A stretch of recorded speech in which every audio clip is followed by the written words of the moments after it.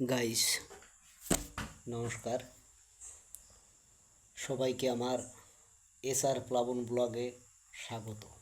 Guys, আজকে আসলাম একটা বিষয় নিয়ে। বাস্তব বাস্তব যে বড় কঠিন, কত অসহায়, কত দুর্বিষহ, কত মানে চলে চলে চলে চলে চলে চলে চলে চলে বাস্তবের সঙ্গে পাড়ি দিতে হয় প্রত্যেককে। কিন্তু এ জগতে এমনও লোক আছেন যারা কিনা বাস্তবকে বিশ্বাস করে না, ঠিক আছে? কিন্তু অরিজিনালে বাস্তবকে বিশ্বাস করতে হবে। তা না হলে আমার এক বন্ধু একটা মেয়েকে পছন্দ করতো, সে মেয়েটা তার সঙ্গে পড়তো, মেয়েটা নার্সিং পড়তো। তো বন্ধুর মা মারা যাওয়ার পর সে তার বাবাকে কোনো এক মাধ্যম দিয়ে বলে যে ওই নার্স মেয়েকে বিয়ে করব। তো তার বাবা বলে কি যে তার ভাই বোনকে আর আমাকে কে দেখবে, মেয়ে তো চাকরি করবে। যাই হোক, তারপরে তার বাবার দেখা মতে একটা মেয়ের বিবাহ হলো তার সঙ্গে, যে মেয়েটাকে সেই বন্ধুর পছন্দ হতো না। বাধ্য হয়ে বাবার কথা রাখতে যেয়ে সেই বন্ধু সেই মেয়েটাকে বিয়ে করলো। যেদিন থেকে বিয়ে করেছে, 16-17 বছরের সংসার, একটা দিনও কিন্তু আমার বন্ধু সুখী হয়নি। যদি বলেন কেমন, না শারীরিক দিক দিয়ে না মানসিক দিক দিয়ে, কোনো দিক দিয়ে বন্ধু সুখী হয়নি। মানে মেয়ের এমন উচ্ছৃঙ্খল আচরণ, উচ্ছৃঙ্খল ব্যবহার, এই ব্যবহারে তাকে সন্তুষ্ট করতে পারেনি। বন্ধু সবসময় টেনশানে থাকতো। বন্ধু একটা চাকরি করত, তারপরে 3 মাসের ভিতরে তাদের বিয়ের 3 মাসের ভিতরে তাদের একটা বাচ্চা এসে যায়, ঠিক আছে? তো বন্ধু ভাবলো কি যে বাচ্চা যখন পেটে এসছে তখন মনে হয় ভালো হবে। তো 15-16টা বছর সেই বাচ্চার মুখের দিকে তাকিয়ে বন্ধু নীরবে স্ত্রীর বিভিন্ন বাজে কথা, বিভিন্ন গালাগালি, বিভিন্ন অপমানজনক কথা শুনেও 15-16 বছর সংসার করলো। তো সংসার করতে করতে বাচ্চা তো বড় হয়ে গেল, মনে করুন যে 8-9-এর ছাত্র হয়ে গেল। তা বাচ্চা কোনো এক সময় ঘরে ছিল না, বন্ধু আর তার স্ত্রীর কোনো একটা ঝামেলা বাঁধে। ঠিক আছে, ঝামেলা বাঁধলো ওই রাতে। পরের দিন বাচ্চা আসলো।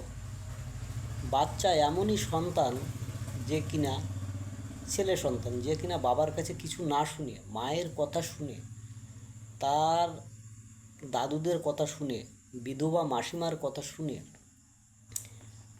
মায়ের সঙ্গে মামা বাড়ি চলে গেল, ঠিক আছে? মায়ের সঙ্গে কোথায়? মামা বাড়ি। তো মামা বাড়ি যাওয়ার সঙ্গে সঙ্গে মা তাকে 10,000 টাকা 12,000 টাকার একটা ফোন কিনে দিল। কারণ বাবার কাছ থেকে গরু বাছুর টাকা পয়সা সহ 10 থেকে 12 লাখ টাকার ইনভেস্ট নিয়ে যায়। তার বাবা তাকে বাধা দেয় না, বা স্ত্রীকেও বাধা দেয় না, বাধা দিতে গেলে অপমানিত হবে এই জন্যে। তো সেই বাচ্চা পরে যদি বাবাকে নক করে, এটা কি শুভ হয়? বাংলা একটা কথা আছে, দুষ্টু গরুর চেয়ে শূন্য গোয়াল অনেক ভালো, ঠিক আছে? কেমন? ওই বাচ্চাকে 100 বার তার বাবা ডেকেছিল যে বাবা, মায়ের কাছে 29 দিন থাকবে, আমার কাছে একদিন থাকবে, তোমাকে পড়ালেখা করানোর জন্য।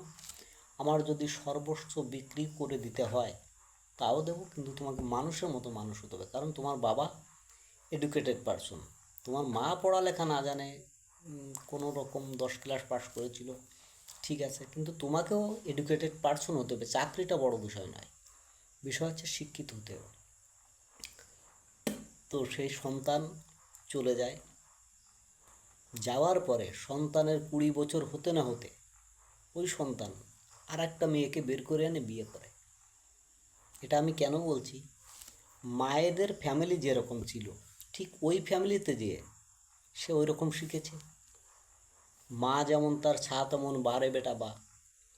কারণ বাবারা সবসময় টাকা পয়সা ইনকাম করার দিকে থাকে না, সন্তানদের দিকে একটু লক্ষ্য কম দিতে পারে। তার মানে এই নয় যে বাবাদের মায়া মহব্বত কোনোটাই নেই, অবশ্যই আছে। হাতের 5টা আঙুল, যেমন এই আঙুলটা কাটলেও ব্যথা লাগবে, এই আঙুলটা কাটলেও ব্যথা লাগবে, এই আঙুলটা কাটলেও ব্যথা লাগবে, এই আঙুল কাটলেও ব্যথা লাগবে, এই আঙুলটা কাটলেও ব্যথা লাগবে, সেরকম সন্তানকে যথেষ্ট ভালোবাসতো, স্ত্রীকে তার মন মতো সব কিছু চাহিদা দিয়েছে, কিন্তু স্ত্রী ওই যে পরকীয়া, প্রেমে মত্ত, আত্মতত্ত্ব হারা, ওই অবস্থায় সে বাবার বাড়ি চলে যায়। পরে যখন সেই বাচ্চা বিয়ে থাকার পরে বাবাকে নক করে, সে বাবা কি মেনে নেবে? কারণ সে বাবা তো বারবার বুঝিয়েছিল, 100 বার। মানুষ মানুষকে 3বার ক্ষমা করে। আর আমার বন্ধু 100 বার বুঝিয়েছিল, শোনেনি। পরে বিয়ে করার পরে বুঝছে যে জ্বালা কি, সামলা ঠেলা। মায়েও ভালো দেখছে না, মামা বাড়ির লোকও ভালো দেখছে না, বাবাকে নক করে। অথচ সেই বাবা কোনো এক সময় 100 বার ডাকার পরে বলল, ঠিক আছে, আজ থেকে তোমরা দুজন আমার কাছে মৃত। ঠিক আছে, মৃত। তা মৃত বলেই বাবা জানে, যে জন্ম দিয়েছে যে বাবা, সেই বাবাই যখন মৃত বলেছে, সেই সন্তান কাপুরুষ ছাড়া আর কী হবে? বাবাকে নক করা তো ঠিক নয়, অথবা সেই তার স্ত্রীকে দিয়ে নক করানো ঠিক নয়। তার মায়ের কথায় যেয়ে সে অমানুষ হয়ে গেছে। তো গাইজ, এটাই বলছি আপনাদের সবাইকে, পারলে সন্তানেরকে সুশিক্ষিত করুন, সুন্দর করুন। আর যে স্ত্রীরা এভাবে সংসার ছেড়ে ছেড়ে চলে যায়, স্বামীকে ভিক্ষার ঝুলি হাতে ধরিয়ে দিয়ে, ওরকম স্ত্রী থাকার চেয়ে না থাকা ভালো, ওরকম সন্তান থাকার চেয়ে না থাকা ভালো। এই জন্যে প্রবাদটা ওই, যে দুষ্টু গরুর চেয়ে শূন্য গোয়াল অনেক ভালো। তা আমার বন্ধু এখনও ব্যাচেলার আছে, একাই আছে, কিন্তু বউ বাচ্চার কথা কখনো মনে করে না। কিন্তু কেন তারা তাকে বারবার নক করে? ওরা অমানুষ না হলে নক করে? গাইজ, আপনারা বিচার করবেন। আমার এই কথায় যদি কোনো কিছু ভুল থাকে, কারণ আমার নিজের চোখে দেখা, তাহলে কমেন্ট করবেন। ভালো কিছু বললে সেটাও কমেন্ট করবেন। আপনাদের প্রত্যেকের কাছে উচিত, যেই বিবাহ করেন না কেন, মেয়ের বংশ পরিচয়, মেয়ের মেডিকেল রিপোর্ট, এগুলো দেখে বিবাহ করবেন। না হলে পরে ওই বাচ্চাও ওরকম হয়ে যাবে। আর আপনাকে বয়স যখন আপনার ভারী হয়ে যাবে, তখন কিন্তু ওই বাচ্চা লাথি ঝাঁটা মারবে। তার মানে আপনাকে সারাটা জীবন জ্বলতে হবে। আর পুরুষকে এরা মনে করে টাকার মেশিন। ঠিক আছে, টাকা দাও সব বলো, টাকা দিতে পারবে না কিছু বলো না। এই জন্য আমার এই বন্ধুর 10 থেকে 12 লক্ষ টাকার ইনভেস্ট নিয়ে চলে গেছে, বন্ধুকে ভিক্ষার ঝুলি ধরিয়ে। গাইজ, এখনও সময় আছে। আপনাদের কাছে বিনীত নিবেদন, বিবাহ করার আগে মেয়ের বংশ পরিচয়, মেয়ের কালচার, মেয়ের মেডিকেল দেখে বিয়ে করবেন, যাতে সেই ঘরে একটা ভালো সন্তান জন্মায়। খারাপ হলে সেটা করবেন না। সবাই ভালো থাকুন, সুন্দর থাকুন।